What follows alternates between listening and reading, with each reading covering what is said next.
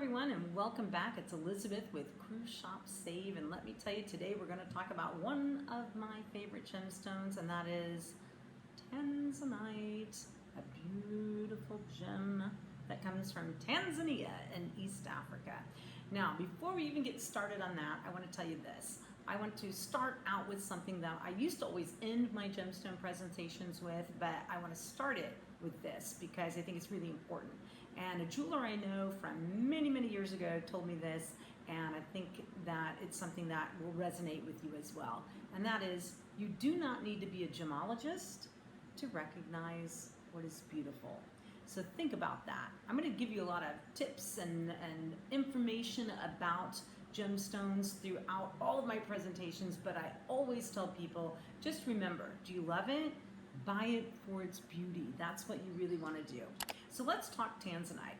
Tanzanite is a stone that was discovered back in the late 1960s. Now that's actually unusual in itself. If you think about our very popular gems, sapphires, rubies, emeralds, those gemstones have been around for centuries and centuries. And what's unique too is that those stones come from many, many, many different countries. Emeralds, for example, from Colombia, from Africa, from Brazil, and a number of other places. However, Tanzanite only comes from one area in the world, one country in the world, and it only comes from Tanzania in East Africa. Now, this stone probably has more misinformation out there about it than just about any other gem that I've heard of ever. And that's not because people are trying to mislead you, but it's because they don't really know that much about it, or they didn't know that much about it. Like I said, it's only been around since the 1960s. Now, when the stone was first discovered, they thought they came across this amazing sapphire mine. However, when they took it into the lab and did a little bit more testing on it, they realized it was something completely different from sapphire, or corundum, which is what sapphire and ruby actually are. So when they did a little testing on it and found out, hey, this is actually a completely different composition. So sapphire and ruby are corundum. This stone, Tanzanite, actually is calcium aluminum silicate, for those of you who are rock hounds. When it was first discovered, they called it zoisite. And it was actually the marketing geniuses over at Tiffany and Company who renamed the gemstone as Tanzanite from its country of origin, Tanzania. So again, it's the only place in the world where this particular gem comes from. And what's so appealing about it? It's the color, it's the vibrance, it's the brilliance. It's a gorgeous, gorgeous gemstone. So one of the unique features about Tanzanite is that it's known as a pleochroic stone. Now, some people refer to it as trichroic, meaning that there are three different colors. I like to refer to it as a pleochroic stone, and I'll tell you why.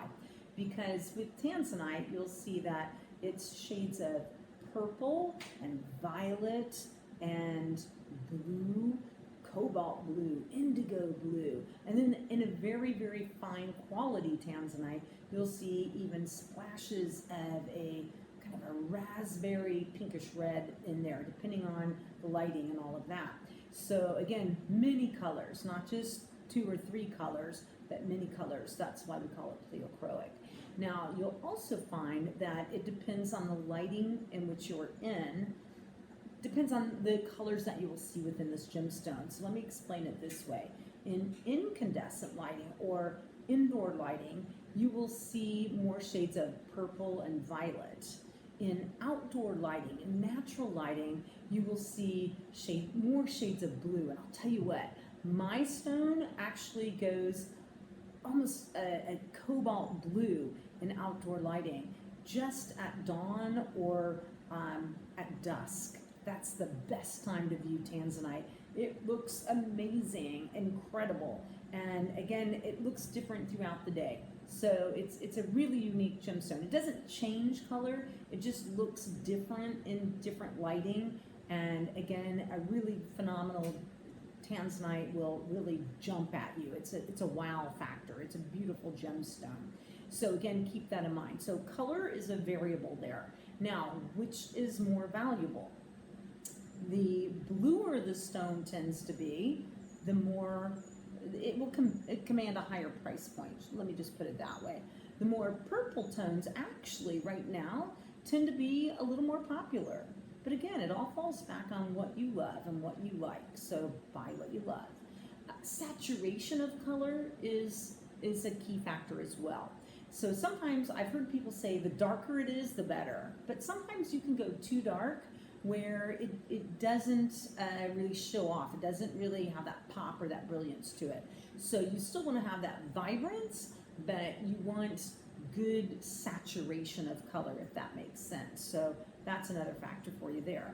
Now, the other thing that's really unique about Tanzanite, and I think the thing that really draws me to it and a lot of people, is that it has a very high refractive index, which means it will sparkle. It has so much brilliance to it. And the other thing is, as well, it is a virtually flawless gem.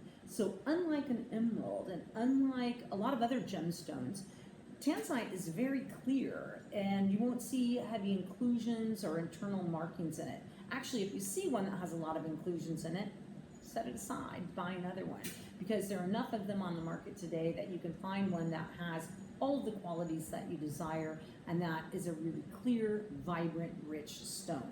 So that's what you're looking for when it comes to Tanzanite. And look at it in different lighting. In indoor lighting, like I said, it's going to have more of the purple tones. In outdoor lighting, more of a cobalt blue. And again, just beautiful vibrance to it. So that's what you're really looking for in this. It's funny, I was on a ship a couple of years ago, and I had a gentleman who came up to me after my gemstone presentation, and he said, Elizabeth, he was Australian. Okay, I'm not going to do my Australian accent here. But he came up to me and he said, what's the big hoopla? What's the big hype about this stone Tanzanite? He said, my daughter works in a jewelry store back in Australia, and he said, I've never seen it before. What's the hype? What's the deal? And on a particular ship, I was on a princess ship at the time, and we had a lot of Tanzanite on board the ship at that time, and beautiful, beautiful stones. And this gentleman was like, I just can't believe how much you have here on board, and really rich, deep colors, but what's the big deal? And so there were a number of people around me after the presentation, and we started talking about it. And I said, okay, hold on a second. Got a group of you here right now. Let's talk about this for a minute. Just by a show of hands, of those of you who are around me right now, how many of you like the color green? Show of hands. A few hands went up. How many of you like the color pink? How many of you like the color orange? How many of you like the color yellow? How many of you like the color brown? How many of you like the color blue? And I'm not kidding you. Every hand went up. Now, when I say that, when I was talking about these different colors, a few hands went up or no hands went up. Some people like pink, some like yellow, some like orange, whatever. But I wouldn't get the response that I got when I asked how many people like the color blue. Now here's the thing. Universally, more people like the color blue than any other color in the world. Ask around. Check it out. I'm not making this up. Not fake news. I'm telling you. Check it out. And if you look back for many, many, many years, for a number of years, the most popular gemstone in the world was sapphire, because people like the color blue. Now, sapphire is a beautiful blue, but you will find that the more common sapphires tend to be a little bit darker. And nowadays we're seeing sapphires that are almost a midnight blue, and they don't have a high refractive index. They don't have a lot of sparkle. The top grade sapphires, and they are really expensive. They're amazing. They're gorgeous. They're that cornflower blue. They're beautiful. Ceylon sapphires have been highly regarded for years, and they're absolutely stunning. But they will cost way more than a Tanzanite will. However, when you look at Tanzanite as a comparison, like I said, it's a little bit different because you'll have that little purpley cast in it. But you can get sapphire and Tanzanite side by side that will mimic each other. They'll be the same exact, they can be the same exact color. You don't see it very often though. So my point to this story is you find what you love. That Tanzanite has such a high refractive index, even on lower quality stones, that there's one for everyone out there.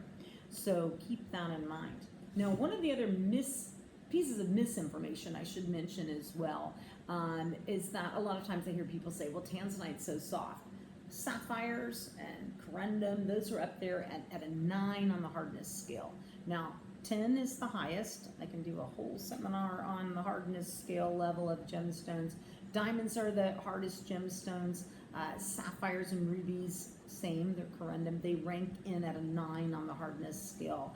Well, your Tanzanite is a little bit lower. Yes, it is a little bit softer gem.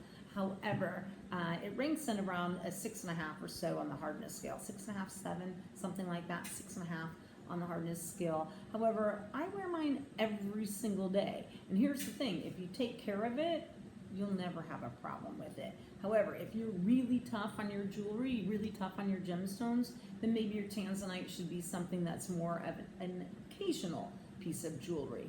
Or maybe you want to wear it as a pendant or earrings rather than a ring or a bracelet that you're going to wear all the time that can then get scratched up and that type of thing.